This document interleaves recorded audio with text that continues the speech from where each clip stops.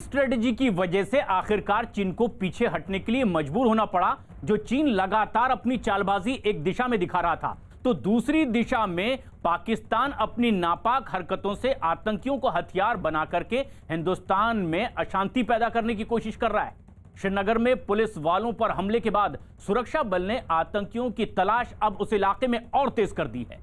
Police ने श्रीनगर में police कर्मियों पर फायरिंग करने वाले आतंकी साकिब मंजूर की तस्वीर भी जारी की है। यह आतंकी श्रीनगर के ही बारजुला का रहने वाला है, जिसकी तलाश में श्रीनगर और आसपास के इलाकों में अब तेजी से सर्च ऑपरेशन चलाया जा रहा है।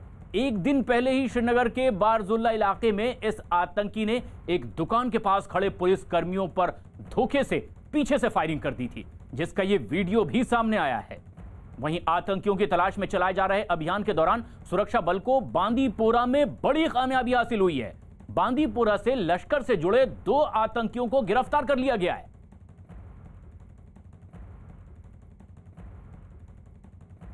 जब बागा चौक पर हमारे पुलिसकर्मी नॉर्मल रूटीन ड्यूटी कर रहे थे और उसी ड्यूटी के दौरान में बगल वाले शॉप पर कुछ सामान लेने गए थे। पीछे से एक मिलिटेंट जो लश्कर तैयबा से बिलोंग करता है आया और निहत्थे पुलिस वाले पर पीछे से फायर किया, जिसमें हमारे 2 जवान पलेसरी से जख्मी हो गए। उसको हम लोग हॉस्पिटल लाए। वह आशा के साथ कि डॉक्टर साहब बहुत प्रयास किए उनको सर्वाइव कराने के लिए, लेकिन दोनों मार्टेड हो गए और ये इंसिडेंट हुआ। और उस आतंकी की तलाश के लिए अब सर्च ऑपरेशन लगातार जारी है। जम्मू में पवन शर्मा हमारे सहयोगी मौजूद हैं। रिफत हमारे सहयोगी श्रीनगर से जुड़ रहे हैं। रिफत, तलाशी अभियान तेजी से चल रहा है, लेकिन एक कायराना हरकत की गई है। पीछे से जवानों को गोली मारी गई है। जो लोग पकड़े गए हैं इन्हें लॉजिस्टिक मुहैया कराने के आरोप में, क्या जानकारी उनसे मिल पाई है? कितनी उम्मीद, कब तक कि ये पूरा ऑपरेशन अंजाम तक पहुंच भी पाएगा?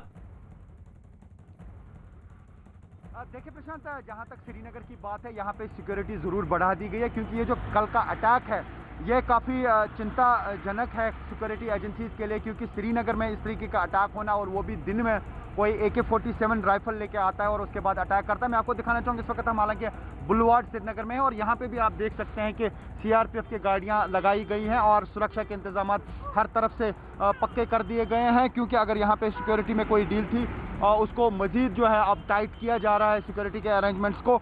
लेकिन जिस तरीके से ये अटैक हुआ कल और ये बताया गया कि उसका ताल्लुक श्रीनगर से है, उस मिलिटेंट का ताल्लुक, तो ऐसे में चिंता की बात ज़रूर है, क्योंकि अभी तक हमने यही देखा था कि साउथ कश्मीर में अटैक्स हो रहे थे या नॉर्थ कश्मीर में हो रहे थे, और मिलिटेंट्स की प्रेजेंस भी साउथ कश्मीर और नॉर्थ कश्मीर में थी। सबसे ज़्यादा साउथ कश्मीर में और उसके बाद दूसरे नंबर पर नॉर्थ कश्मीर के डिस्ट्रिक्ट में।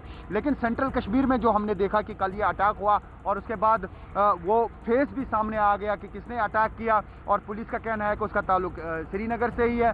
तो ऐसे में लोकल यहाँ के मिलिटेंट्स जो रिक्रूटमेंट्स हो रही हैं लोकल्स की, वो एक चिंता का विषय ज़रूर है सिक्योरिटी फोर्सेस के लिए। अब देखना होगा कि सिक्योरिटी फोर्सेस की तरफ से किस तरह की स्ट्रैटेजी अपनाई जाएगी ताकि वो इस चीज़ को काउंटर कर सकें, क्योंकि मिलिटेंटों ने कल भी प्रेजेंस दिखाई है। और उससे पहले जब दुर्गानाग एरिया में एक दुर्गानाग जो वहाँ पे एक रेस्टोरेंट है कृष्णा ढाबा, उसके मालिक पे गोलियां चलाई, हालांकि वो बच गया, वो जख्मी हो गया, उसका इलाज हॉस्पिटल में चल रहा है।